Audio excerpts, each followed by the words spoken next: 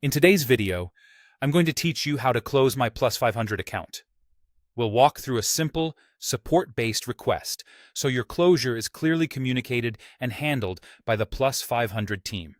You won't need to log in or dig through complicated menus. You'll just use their official contact form to send a clear, concise request. First, open your web browser and head to the Plus500 contact page at www.plus500.com/help.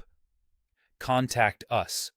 This is the official support page where you can submit queries directly to their team. Once you're there, look for the contact form. You'll see fields to enter your details and describe your request. Start by entering your name exactly as it appears on your Plus500 profile. Keeping your information consistent helps support locate your account quickly. Next, enter the email address linked to your Plus500 account. This part is important. Using the registered email helps confirm ownership and speeds up the process, so avoid using an alternate address. You'll then see an option labeled Type of Query.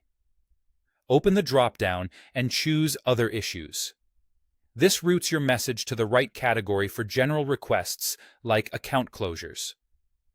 In the subject field, type Account Closure Request.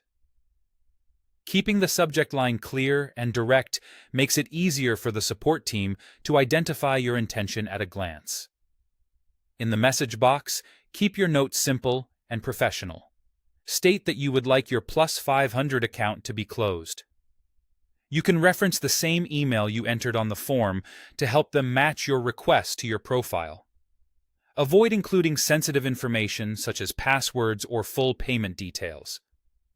Clear, minimal information is best, just enough for the team to verify your account and process the request.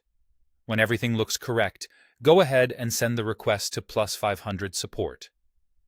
After submitting, watch for a confirmation or follow-up email sent to the address you provided.